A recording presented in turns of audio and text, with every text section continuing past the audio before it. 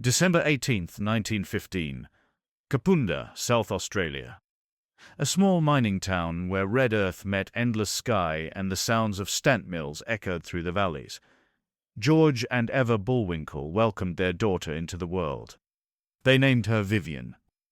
They could not have known that this girl would one day stand alone on a beach, the only survivor of a massacre, the sole witness to an atrocity that would shock a nation.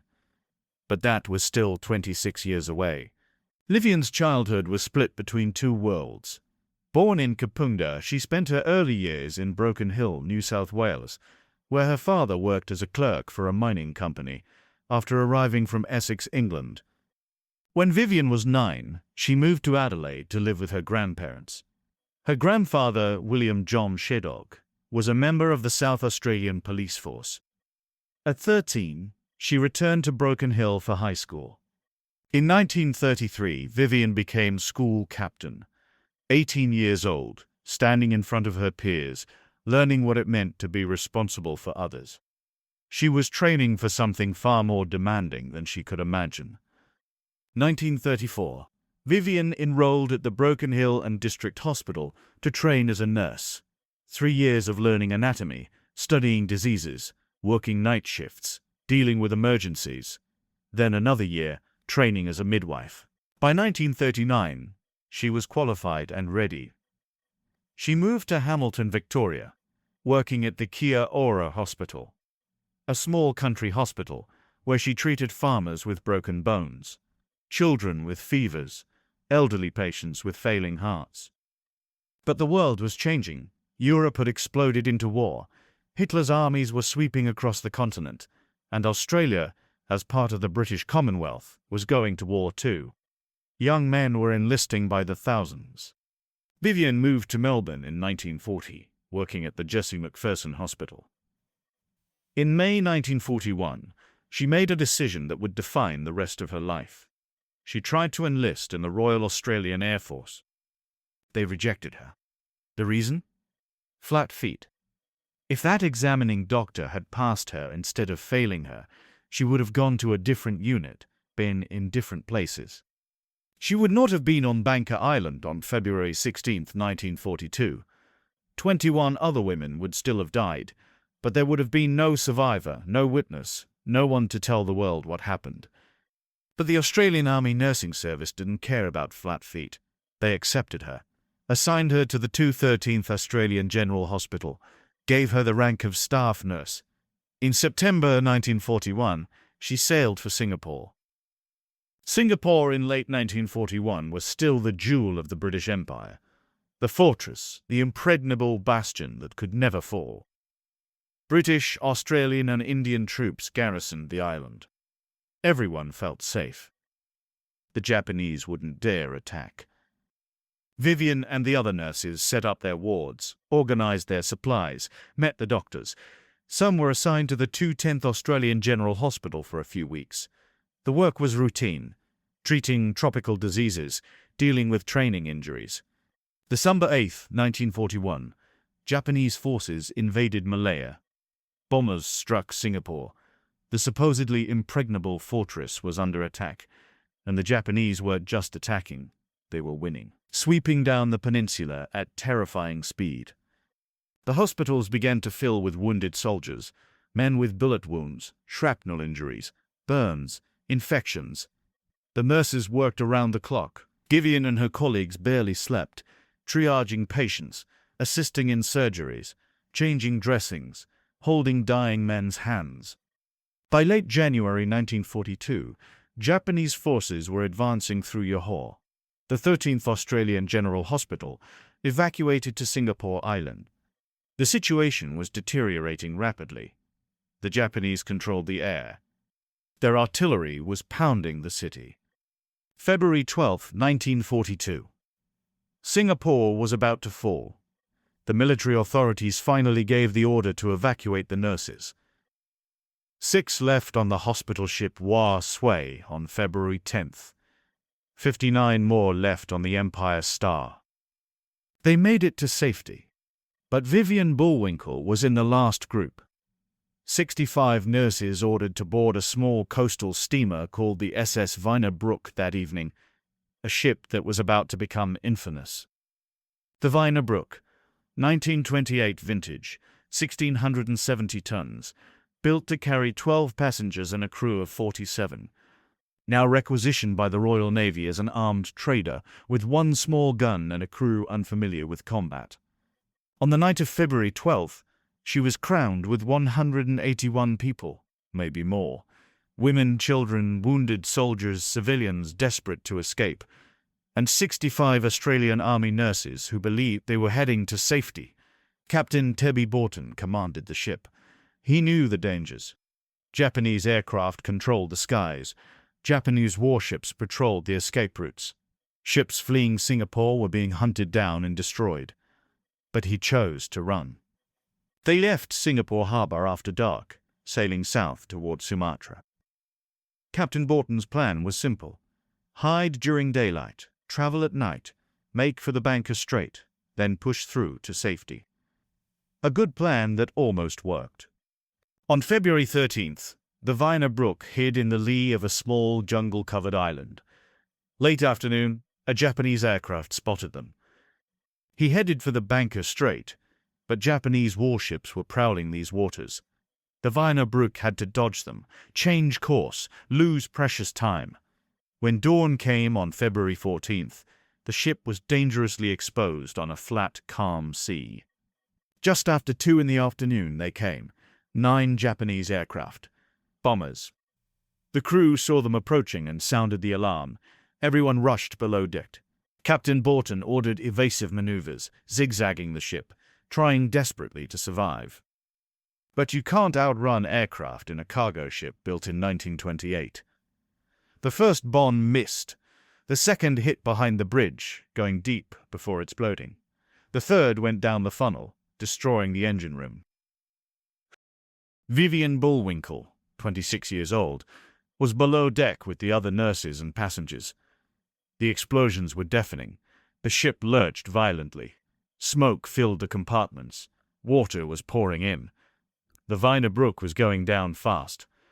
Captain Borton gave the order to abandon ship. The crew tried to launch the lifeboats, but many had been damaged by bullets and shrapnel. They filled with water as soon as they hit the sea. People started jumping overboard. 20 minutes. That's how long it took for the Vyner Brooke to sink. From the first bomb to the moment she rolled over and went down bow first. Some people were trapped inside. Others drowned in sinking lifeboats. 12 of the 65 nurses died right there. Vivian spent hours in the water, clinging to debris, wearing a life jacket that kept her afloat but didn't keep her warm or safe. The sun beat down. She swallowed seawater. Her skin was burning. Other survivors drifted around her, some calling out, some silent, some already dead. Finally, she saw land. Bangka Island. She swam for shore, exhausted, traumatized, but alive. She had no idea what was waiting there. 22 nurses from the Vyner Brooke eventually reached Raji Beach on Bangka Island. They pulled themselves onto the sand, exhausted and traumatized.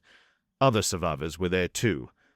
Wounded soldiers on stretchers, ship's crew members, civilians including women and children. Over the next day, they were joined by British soldiers from another ship that had been sunk. About 100 people in total huddled on this remote beach, trying to figure out what to do next.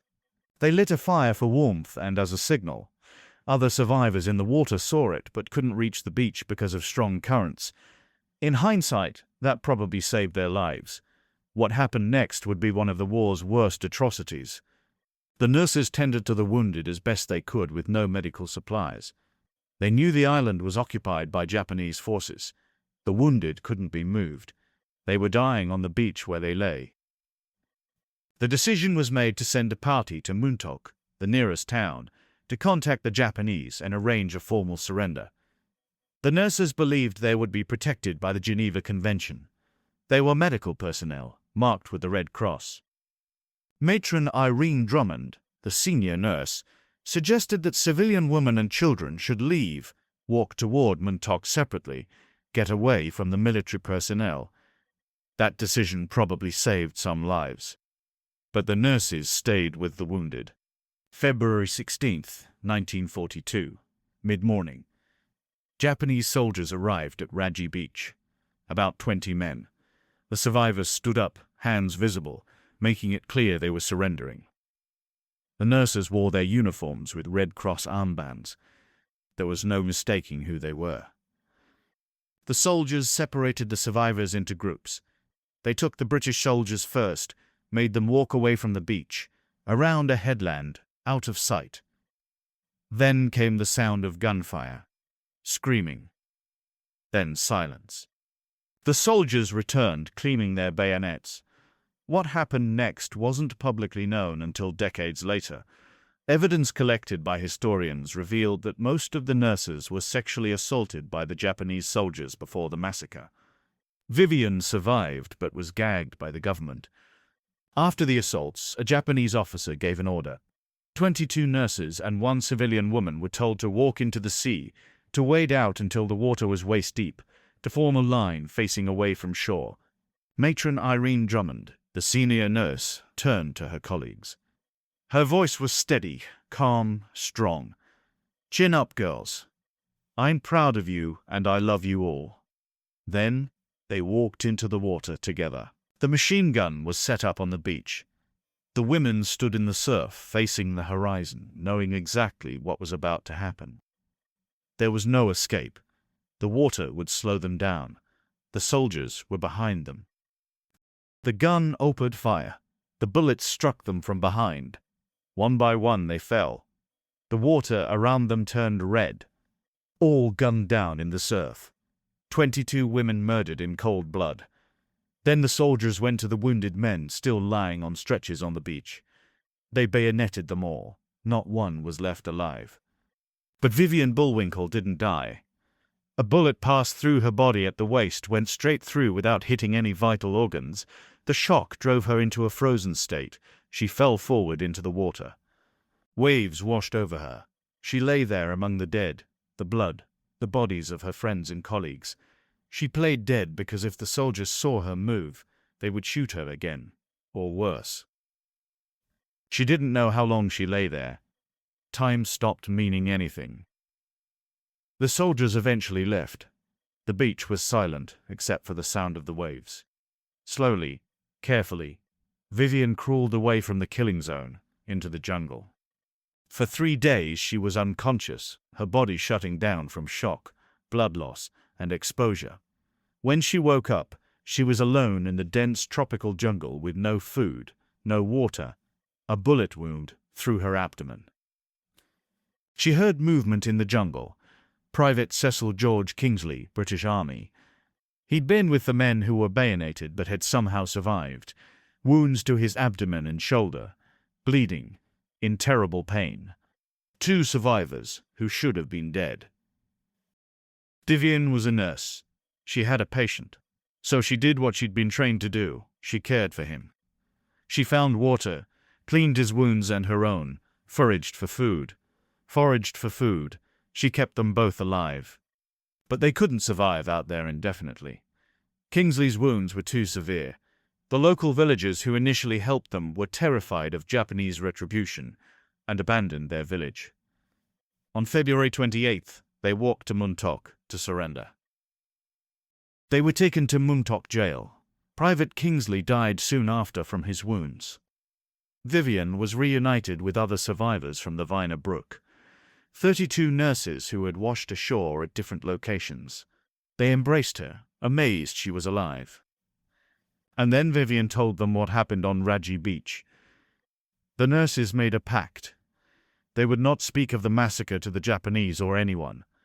If the captors knew Vivian was a witness, they would kill her.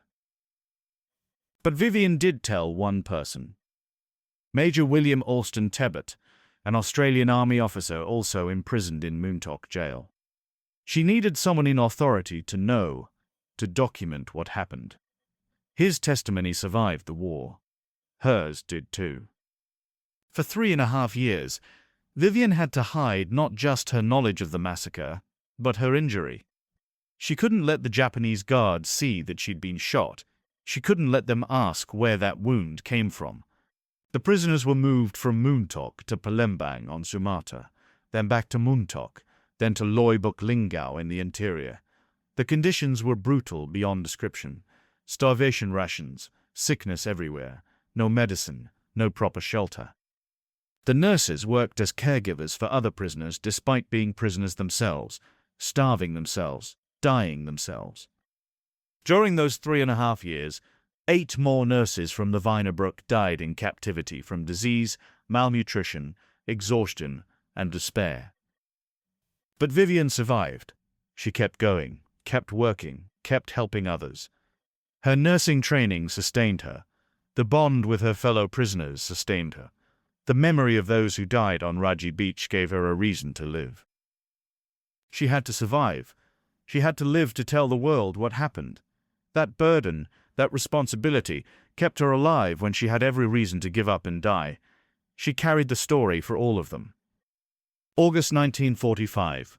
The war ended. Atomic bombs dropped on Hiroshima and Nagasaki. Japan surrendered. But the prisoners in the camps deep in the Sumatran jungle didn't know immediately. The Japanese didn't tell them. It took weeks. Royal Navy stoker Ernest Lloyd had also survived the Raji Beach massacre by running into the sea. When his camp was liberated, he told the authorities about the surviving nurses, insisted they were still alive somewhere. The authorities kept searching. In September 1945, they found them deep in the mountains, starved, sick, but alive. 24 nurses from the original 65 who had boarded the Vyner Brooke. 24 out of 65. The survival rate was devastating. They were taken to Singapore to recover. The authorities were shocked by their condition. Skeletal, covered in tropical ulcers, suffering from malaria, dysentery, beriberi. They couldn't be allowed to travel home until they'd gained weight. It would be too shocking. On October 5, 1945, they finally boarded the hospital ship Menunda. Going home after 3.5 years of hell, Vivian's mother Eva met her at Heidenberg Hospital in Melbourne, a reunion after years of uncertainty and fear. The young woman who came home was not the same person who had sailed away in September 1941. How could she be? She'd seen things, experienced things, survived things that would have destroyed most people. But she was alive. The Australian public learned about the massacre through newspaper headlines and radio broadcasts. The nation was horrified. 21 nurses murdered, shot in the back while standing defenseless in the water. One of the worst atrocities committed against Australians during the war. Vivian was invited to civic receptions, given honours, thanked for her service. She handled it all with grace and dignity, but inside, she was carrying survivor's guilt. The question that haunted her for the rest of her life: why did I survive? December 1946. Vivian traveled to Tokyo to give testimony at the International Military Tribunal for the Far East, the War Crimes Tribunal. She sat in the witness stand and told the world what happened on Raji Beach. Calm, factual, devastating. The Japanese officer believed to have ordered the massacre, Captain Orita Masaru of the 229 Infantry Regiment, was eventually returned to Japan and charged with war crimes. But on the eve of his trial, he committed suicide. He never faced justice. The soldiers who pulled the trigger, who bayoneted the wounded, who murdered 22 defenseless women, were mostly never identified. Most escaped any punishment for their crimes. Justice was incomplete at best, non-existent at worst. From 1959 to 1977, she was the Director of Nursing at Fairfield Infectious Diseases Hospital in Melbourne. 16 years shaping the nursing profession, training young nurses, setting standards, making sure hospitals had what they needed to save lives. She worked tirelessly for veterans organizations, nursing organizations, and the Red Cross. She established scholarships so Malaysian nurses could train in Australia. She raised funds for a memorial to the nurses who died during the war. She never stopped serving. In 1975, she organized one of her most important missions, Operation Babylift. The mass evacuation of Vietnamese orphans as Saigon fell. Matron Bullwinkel led a nursing team to Vietnam and brought 80 children back to Australia. She supervised their recovery, made sure they were healthy, helped coordinate their adoptions into Australian families. Here was a woman who had survived a massacre, spent 3.5 years as a prisoner of war, and she was flying into a war zone to save children. September 1977. Vivian married Colonel Francis West Statham. She moved to Perth, Western Australia. They had 7 years together before he died in December 1999. 7 good years after a lifetime of service and sacrifice. 1992. 50 years after the massacre. Vivian returned to Bangka Island for the first time since the war. She went to select a site for a memorial to the nurses who died there. It was her way of honoring them. In 1993, the memorial was unveiled, a lasting tribute, a place where people could come and remember what happened on Raji Beach on February 16, 1942.